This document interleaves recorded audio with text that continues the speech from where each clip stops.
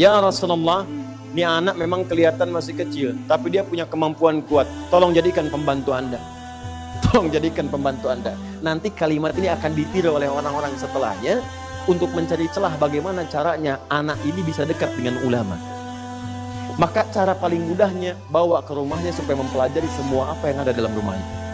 Jadi kalau di luar rumah cuma lihat di luar saja, tapi kalau di dalam rumah kan kelihatan semuanya. Bagaimana saat akan tidurnya, bagaimana saat makannya, bagaimana saat minumnya dan sebagainya. Maka Nabi tersenyum, beliau tahu.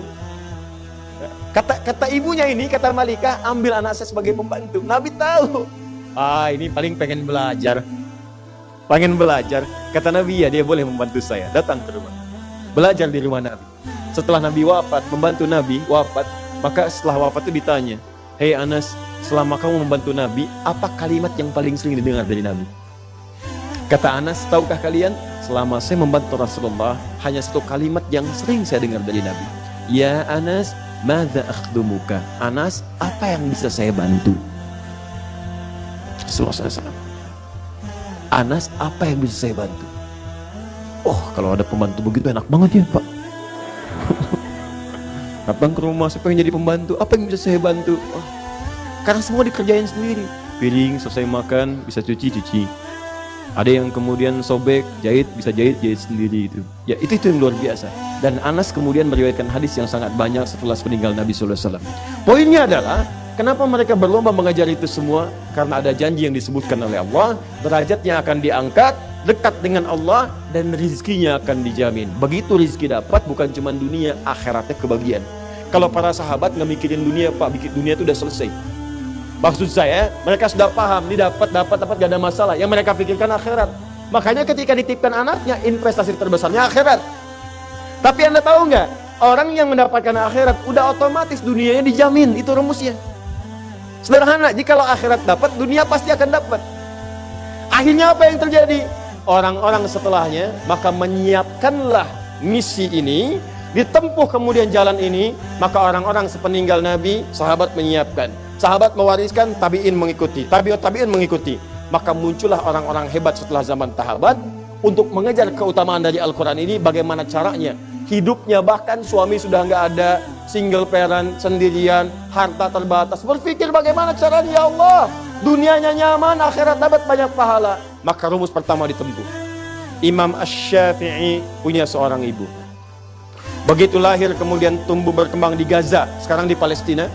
Wafat ayahnya, terus sendirian bu, single parent, berjuang bagaimana cara mendapatkan ketenangan dalam rumahnya plus mendapatkan pahala akhiratnya. Maka diputuskan anak saya mesti jadi ulama. Jadi ulama. Maka didik oleh beliau. Nih rumus cepat nih, perhatikan baik-baik. Dicari orang-orang yang hebat di masanya. Siapa ulama yang bisa mendidik? Dititipkan di situ. Begitu kemudian mau belajar, gendong sampai mendengar puncak ilmunya ada di Mekah pada saat itu. Maka berangkat beliau membawa anaknya ke Mekah. Jalan sampai dengan ke Mekah. Dititipkan di kalangan para ulama. Setelah tumbuh remaja, Imam Syafi'i diutus. Syafi'i, saya mendengar imam paling bagus sekarang perkembangan ilmu ada di Irak. Mau berangkat ke Irak. Semua dilakukan untuk bisa menjadikan anaknya menjadi seorang alim. Apa yang terjadi? Ibunya berusaha, jadi ulama. Begitu kemudian tumbuh berkembang, jadi remaja, hafalannya kuat, siap menjadi seorang alim. Kata ibunya berangkat ke Irak, di sana sedang muncul perkembangan ilmu. Begitu berangkat ke Irak, teman-teman, apa yang terjadi? Setahun 2 tahun datang rombongan ulama Irak berhaji ke Mekah. Ulama-ulama Irak datang ke Mekah berhaji. Begitu berhaji, yang disebut semua Syafi'i. Qala Muhammad bin Idris Syafi'i. Nyampe itu suara ke telinga ibunya saat di Mekah. Begitu mendengar, segera disusul. Itu siapa Syafi'i katanya? Siapa Syafi'i? Kata ulama-ulama Irak ini, dia adalah seorang anak muda yang luar biasa. Dia asalnya dari Mekah sini.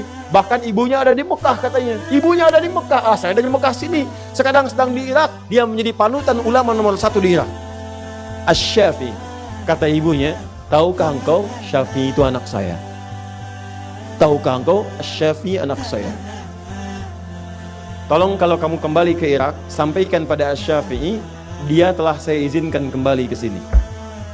dia telah saya izinkan kembali ke sini.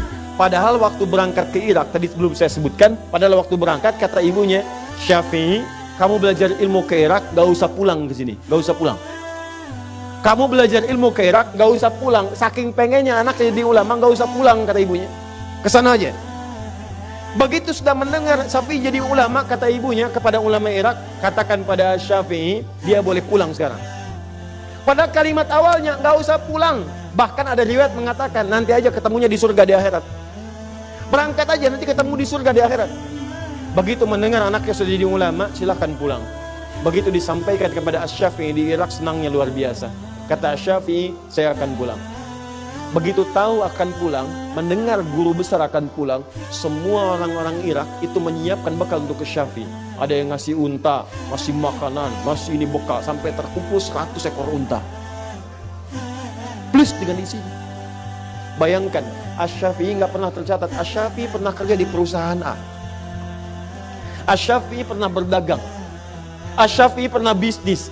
Disiapkan jadi ulama, begitu mau pulang ke Mekah, semua perangkatnya disiapkan langsung. Allah turunkan. Semua orang ngasih. Berangkat. Kitabnya kemudian dibawa di tangannya, naik beliau ke untanya, 100 ekor unta ngikutin plus dengan murid-muridnya. Begitu sampai di gerbang Mekah belum sampai ke Mekah, kan ada batas haram ya? Ada batas haram.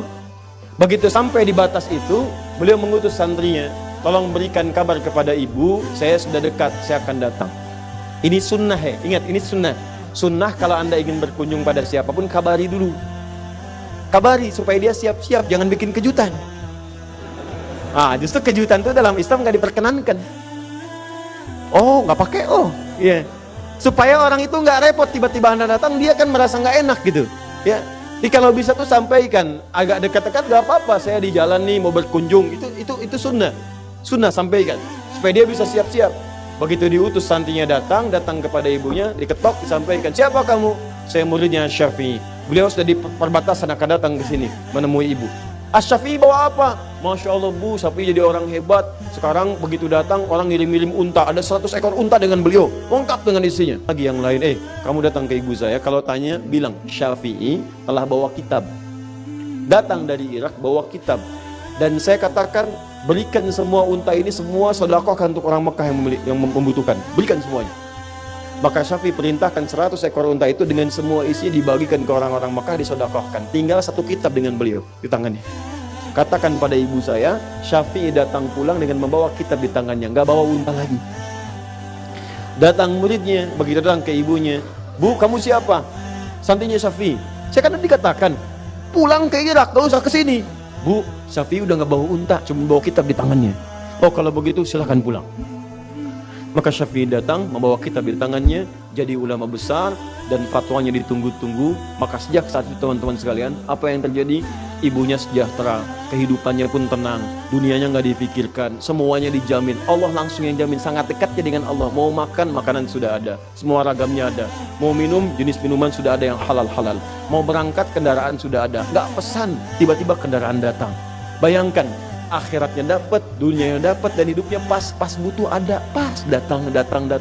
Mau haji, jalan akses dibuka semua. Yang datang ulama besar, akses dibuka semua. Mau berangkat, pengawalan ada, nyaman, gak usah repot, gak usah macam-macam. Alim ulama. Begitu melihat demikian suksesnya, ditiru oleh ibu yang lain. Ibunya ini adalah ibu seorang nanti muridnya Asy-Syafi'i yang kelak jadi ulama besar juga. Lahir tahun 163 Hijrah. Ibunya ini juga single parent, punya seorang anak namanya Ahmad, punya bapak namanya Hambal, dikenal dengan Ahmad bin Hambal. Ahmad bin Hambal itu Imam Ahmad muridnya Imam Asy-Syafi'i, yang kelak kemudian jadi ulama besar, hafal 1 juta hadis. Imam Ahmad sama. Itu jangan dikira ibunya itu kalau musim dingin malamnya itu bu masak air bu malam-malam, single parent ibu bayangkan. Masak air, diangetin, anak diwuduin dulu. Begitu sudah wudu, digendong, diantar ke majelis ilmu, ibunya nungguin di luar, selesai bawa lagi. Investasi itu begitu anaknya jadi dewasa, senang semuanya. Bukan cuma anaknya, ibunya dapat, saudaranya dapat, kerabatnya dapat. Lihat sekarang. Perhatikan ketika seseorang menjadi alim ulama. Fokus, lihat baik-baik. Jangankan ulama lah, jadi ustad aja. Begitu seorang jadi ustad, lihat. Bukan cuma ustaznya yang ditunggu, ibunya dicari tahu siapa ibunya, siapa bapaknya. Setiap yang dekat dengannya jadi akses, kakaknya, adiknya, kerabatnya, tetangganya. Setiap bahkan yang nggak ingat jadi ingat sekarang. Oh, saya pernah sekelas dengan dia di SD. Saya pernah sekelas dengan dia di SMP. Saya pernah tetangga dia. Saya pernah gini dia. Dan sebagainya. Padahal sebelum jadi ustadz belum tentu kenal. Semua itu bisa terbuka.